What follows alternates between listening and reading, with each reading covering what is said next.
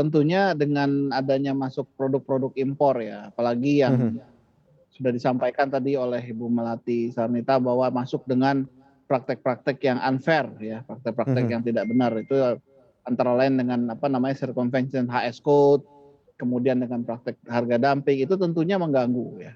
Karena memang dengan adanya produk-produk impor itu apalagi yang harganya nggak wajar itu akan mengganggu seluruh tatanan industri baja mulai dari hulu sampai dengan hilir, begitu sih.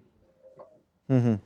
Baik, apakah ada lonjakan impor baja pada ceruk pasar yang seharusnya bisa diisi oleh perusahaan domestik sebenarnya apabila, dilihat dari celah-celah yang ada selama ini? Ya tentunya kalau dari sisi Mhm. kualitas dan sisi eh, spesifikasi sebetulnya industri baja nasional ini sudah sangat tidak kalah dengan industri baja dari luar negeri. Terbukti dengan sebetulnya ya Krakatau Steel sendiri sudah melakukan ekspor ke berbagai negara. Spindo sendiri Mhm. sudah sejak 2003 itu melakukan ekspor ke Amerika dan Kanada. Jadi memang secara spesifikasi mestinya banyak sekali hal-hal yang sudah bisa diproduksi dalam negeri tanpa tergantung dengan produk-produk impor. Mhm, baik. Produk-produk dalam negeri kemudian ini, bagus dan masih bisa bersaing tetapi, bagaimana dengan predatory pricing yang terjadi begitu Pak Johannes? Apakah ini memang benar-benar terjadi dan kemudian menghambat akhirnya sirkulasi, penjualan dan juga permintaan begitu daripada baja di dalam negeri sendiri?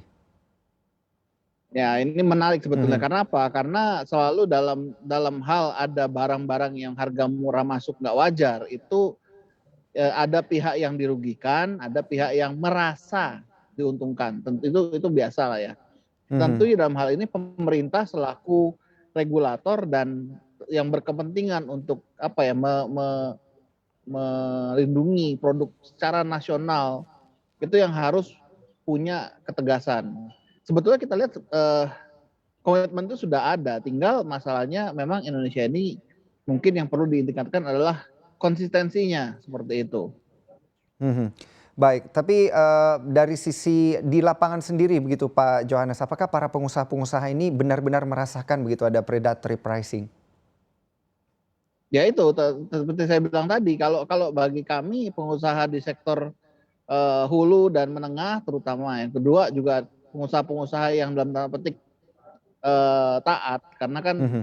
ISSP dan Spindo dan Krakatau Steel itu kan perusahaan TBK ya, jadi kita nggak bisa macam-macam. Tapi kan tentunya ada apa ada pengusaha-pengusaha lain yang masih banyak yang masih belum transparan. Nah, kalau buat kami memang sangat sangat merugikan, tapi buat mereka mungkin ya bisa aja umpet-umpetan seperti itu. Jadi tapi menurut saya ya ujung akhirnya dan long term efeknya kan itu yang harus dilihat. Mhm. Ujung akhirnya dan long term efeknya adalah merugikan industri baja secara nasional, bukan Mhm. saja satu persatu gitu loh. Itu yang harus dilihat oleh pemerintah. Mhm. Baik, kalau kita lihat lebih, jauh begitu Pak Johannes, ini sebenarnya apa yang memungkinkan predatory pricing, dan juga circumvention ini bisa dengan mudahnya sepertinya terjadi di dalam negeri? Sebetulnya terutama mengenai misalnya kita bahas mengenai circumvention gitu ya, karena memang Mhm. banyak sekali celah ya, artinya memang apapun itu adalah tergantung dari monitoring dan pengawasan serta penindaklanjutan dari sebuah masalah ya. Kalau misalnya ketemu misalnya ada circumvention terus diapain? Kalau Mhm. orang-orang yang nggak diapa-apain ya tentunya akan terjadi lagi gitu loh. Mhm. Tapi kalau itu kemudian ditemukan dan dihukum dengan keras misalnya, tentunya mungkin ada efek jera. Tapi pasti Mhm. mereka nggak berhenti di situ, mereka akan cari circumvention yang lain. Jadi ya ini sih sama aja lah kayak polisi sama maling ya kejar-kejaran terus gitu. Itu sih biasa-biasa aja. Tinggal kan ya polisinya atau dalam hal Baik. ini pengawasnya harus harus semakin mengimprove lah ya gitu. Makanya nggak bisa statis, harus juga dinamis.